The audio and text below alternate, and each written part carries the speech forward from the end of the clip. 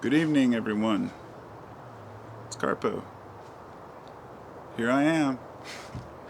I didn't really have a subject for a video right now. I just sat down outside to smoke a death stick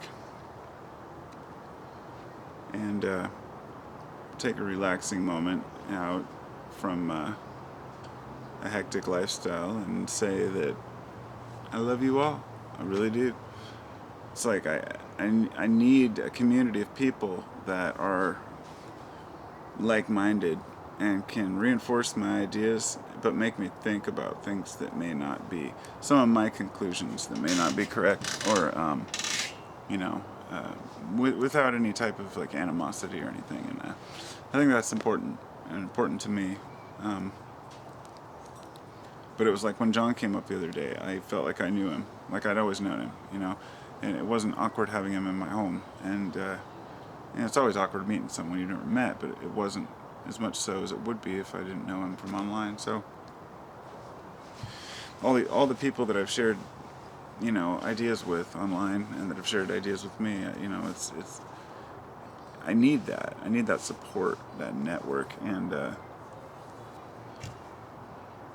so it's cool that I can actually, even if I only have 3 or 4 people to respond, to my video, that I know well, I've noticed that certain people respond to certain videos I make. And, there's a group of people who only respond to controversial videos I make. And that's cool.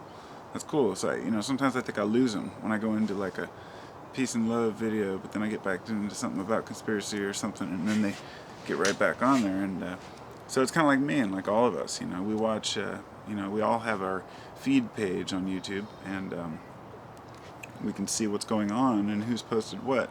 And I'm gonna be honest, I don't watch every single video that I watch, that all my people I sub to make. Of course not. But I'll watch at least a portion of the ones that are, somewhat interesting. But the beauty is that different ones interest different people. And I think that's what's cool. I think that the beauty of it is to be able to hold people without, being a dick and trying to be even on issues. Like I was talking with Ray today about taxes, and I played the devil's advocate on that one. And she Sunny Ray, she posted a video about some guy had said something about, he was comparing taxes to basically signing and saying, hey, I'm not forced to pay taxes. And I totally agreed with everything the video said. But the beauty of it was to be able to make a comment as the devil's advocate, standing up for taxes. But only to an extent. Of course, I don't, I'm the first guy to say fuck taxes. And I have an idealist sense that I wish they could totally be, organized and structured in a way that would work for everyone. I know that they're not. And that's what sucks, is that every culture in history has always had some sort of tax system. It's just that it's so big and so corrupt, and people on the West Coast don't want to pay for people on the East Coast who have, say, natural disaster happens, storm, it's like, hey, we don't want to pay out of our pockets for that. But that's what humanity's supposed to do. So the idealist sense, we would just contribute out of our own pockets, and there wouldn't be a tax system. But it's like the roads get paid for by the taxes, but people say, hey, I don't drive, or I ride the bus, and it just goes on and on and on. So anyway, I'm not going to get into taxes, but to be able to see each issue from many angles, not just one. And that's the beauty, is that I go from phase to phase in my thinking. Like, one week I'll be pro something, the next week I'll be, against it, but never fully. I should say I'll lean more towards one direction, but I always keep an open, balanced view, and that's why that happens to me, is because I refuse to put anything down in concrete and say this is bad or this is good. Because as soon as something comes along to show me that I was wrong, I have to take that into account. And the more structured my belief system is, the harder it is to take new things into consideration, right? I mean, that's kind of obvious, but I mean, like, if somebody was you know, had recently been told about a religion and then they were told about another one, they might be likely to, you know, move between them. If a person had been raised a particular religion, it's a lot harder to break away from it. And likewise, the molds that we have of the way we see the world, our worldview. Good ones are like global warming, nuclear power, war. How about war? War is a great example. You know, you can't be pro-war. War is horrific. It's the epitome of a failed system. It shows imbalance and lust and greed. But throughout history, has there ever been a time when war wasn't an essential part of being?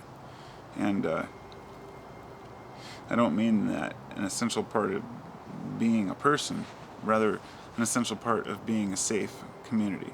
To have an army, to stand up for yourself. So when you look back on it that way and you say, okay, you know, maybe you do need some sort of an army. And on the other hand, you've got the peace lovers who say, you know, dismember all armies and all weapons now. But the realist sees that you can't ever go absolute. Like, I know lots of peaceful people who have guns, you know, and it's for defense, just in case, you know. I know not everybody has the same view on different subjects, and so I'm just saying that, you know, you look back on war and it's never going to go away. So you look at the history of mankind and think, you know, am I thinking like an idealist or am I thinking realistically? There's nothing wrong with being a dreamer. I'm a dreamer. I mean, I've been a dreamer my whole life. I'm always looking at the way things could be or should be or would be, but they aren't. So to tackle those issues takes a multitude of minds. And that's where I come full circle back to the YouTube friends, the groups. If I make a general comment out in public, you know, people are cowards generally. You know, not everyone. I just mean that, like, if a person makes a comment, not a lot of people speak up, tell that person he's being a dick. It's kind of like the guy on the freeway who's cutting in and out and nobody honks at him. Or somebody cuts you off and nobody honks. I'm the guy that's always laying on the horn. I can't help it. I like to let people know when they're wrong. But the beauty is to be able to see that other people do that to me, and that I have to confront my own thoughts and say, am I wrong about what I think? And I've had people send me messages, you know, personal messages saying, hey, you know, I thought about this, you know, a certain way for a long time, and you really made me see it a different way. Dude, if I just received one of those, I'd be stoked, because that's great. But I've had many. I mean, it's just cool, you know, to know that but not have an ego to think, okay, well, my way's better and now you think my way. Because I never say that there's an absolute. I always leave it open-ended, and that's what I try to do for the viewers. Say, hey, if society is doing one particular thing a certain way, and they've been doing it for so long, I mean, who are we to say that it's wrong? I mean, we can see all the negative aspects of it, but we fail to see the good. We always pick out the bad news, and that's got to change. That's really got to change. And, you know, I've had mixed views on, say, nuclear power. I've had mixed views on man-induced global warming, and mixed views on war, mixed views on even separatism. Take racism, for example. This is a good one, because this is one that I would catch flack from anybody if I told them this, so I'm going to say it. But, like, I've thought about this whole racism thing, and I hate it. I hate the way that races are treated. I hate the way a person talks about another person just because of the color of their skin or their culture. And so all we wanted to do was attain civil rights so we could stop separating ourselves, you know, stop segregation in our nation.